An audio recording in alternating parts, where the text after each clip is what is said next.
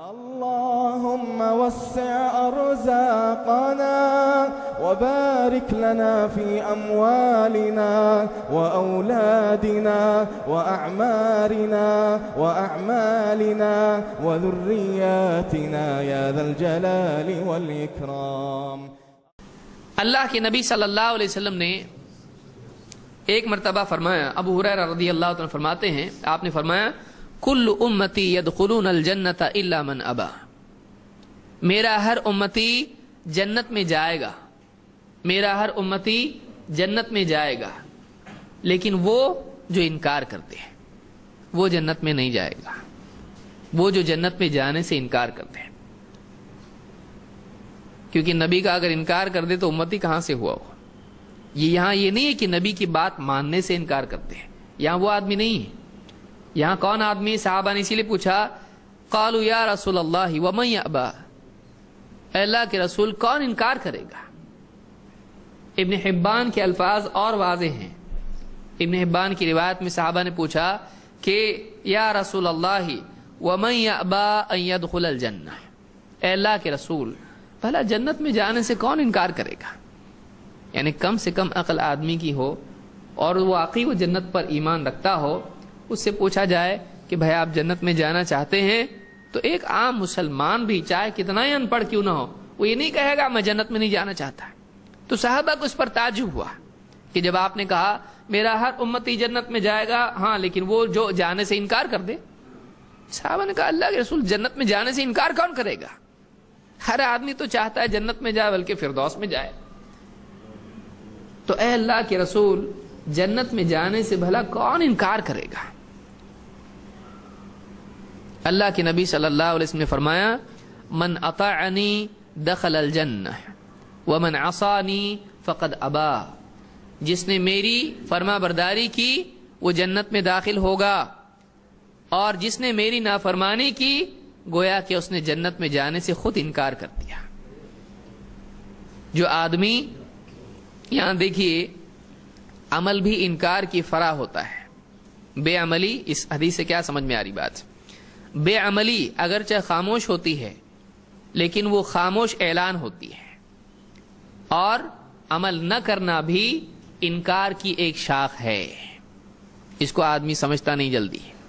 عمل نہ کرنا انکار ہی کی ایک فرع، اسی لیے علماء نے کہا کہ گناہ کفر کی ایک شاخ ہوتا ہے، اگرچہ وہ کلیتاً کفر نہیں ہوتا ہے لیکن وہ بھی کیا ہے؟ کفر ہی کی ایک شاخوں میں سے ایک شاخ ہے۔ اسی لیے یہاں پر ایک آدمی یہ نہیں کہے گا میں جنت میں نہیں جانا چاہتا ہوں، لیکن اس کا عمل کیا بتا رہا ہے؟ وہ عمل ایسا نہیں کر رہا ہے جو جنت میں لے جانے والا ہے۔ نبی صلی اللہ علیہ وسلم کی فرما برداری، آپ کی اتباع جنت میں لے جانے والا عمل ہے۔ اگر ایک آدمی وہ عمل نہیں کر رہا ہے تو اس بات کی علامت ہے کہ اس کو جنت میں نہیں جانا ہے۔ یعنی آپ صلی اللہ علیہ وسلم نے اس کے عمل کو اس کے قول کا بدل قرار دیا۔ اس کا میری اتباع نہ کرنا، اس کا میری فرما برداری نہ کرنا، اس کی طرف سے اس بات کا اعلان ہے کہ مجھ کو جنت میں نہیں جانا ہے۔ لہذا جو آدمی نبی کریم صلی اللہ علیہ وسلم کی نافرمانی میں جی رہا ہے گویا کہ وہ خاموش زبان میں کہہ رہا ہے مجھ کو جنت میں نہیں جانا ہے، چاہے وہ پھر کتنا ہی دوسری باتیں کیوں نہ کرے۔ نبی صلی اللہ علیہ وسلم کے نزدیک وہ آدمی ایسا ہے جو خود کہہ رہا ہو مجھ کو جنت میں نہیں جانا ہے۔ کون؟ جو آپ کے حکموں پہ عمل نہیں کرتا ہو۔ وَمَنْ عَصَانِي فَقَدْ أَبَا، اس کا یہ مطلب نہیں ہے کہ جو آپ کی نافرمانی کرے وہ کافر ہو جاتا ہے۔ یہ خوارج کا عقیدہ ہے، یہ اہل السنہ والجماعہ کا عقیدہ نہیں۔ بعض لوگ اس حدیث کو غلط سمجھنے کی وجہ سے یہ اس سے استدلال کرتے ہیں۔ دیکھو اس میں حدیث میں خود ہے، آپ نے کیا فرمایا؟ وَمَنْ عَصَانِي فَقَدْ أَبَا، جس نے نافرمانی کی اس نے میرا انکار کیا۔ تو اب کیا ہوگا جب نبی کا انکار کرے گا تو اسلام سے باہر، تو ہر گناہ گار اسلام سے باہر۔ یہ اہل السنہ والجماعہ کا عقیدہ نہیں ہے۔ یہ کس کا عقیدہ ہے؟ یہ خوارج کا عقیدہ ہے۔ خوارج یہ عقیدہ رکھتے تھے کہ کبیرہ گناہ سے انسان اسلام سے باہر نکل جاتا ہے، یہ صحیح نہیں ہے۔ اس لیے حدیث کے اس ٹکڑے سے وضاحت ہوتی ہے کہ میرا ہر امتی جنت میں جائے گا سوا اس کے جو انکار کرے، تو انکار کرے یعنی جنت میں جانے سے انکار کرے، اور یہ بھی کیا ہے؟ عملی طور پر ہے۔ کہ گویا کہ وہ انکار کرتا ہے. مثلا ایک آدمی اس کو کوئی بڑا عالم ہے یا کوئی بڑا گھر ہے, دعوت ہے, باہر لوگ ہیں, کوئی کہہ رہا آئیے اندر آئیے, اور اندر دعوت ہے. اب وہ آدمی باہر ہی کھڑا ہے, اندر نہیں آ رہا ہے, تو وہ اپنی زبان سے تو نہیں کہہ رہا ہے, لیکن اپنے عمل سے کیا کہہ رہا ہے, مجھ کو دعوت میں نہیں آنا ہے.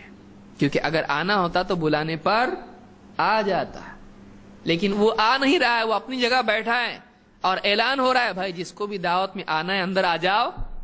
سب کے سب آ گئے اور وہ بیٹھا ہے وہاں پر, تو دربان کیا کہے گا, آنا ان کو بھی, وہ کہے گا ان کو نہیں آنا ہے, کیونکہ میرے بلانے پر اگر آنا ہوتا تو یہ آ جاتے.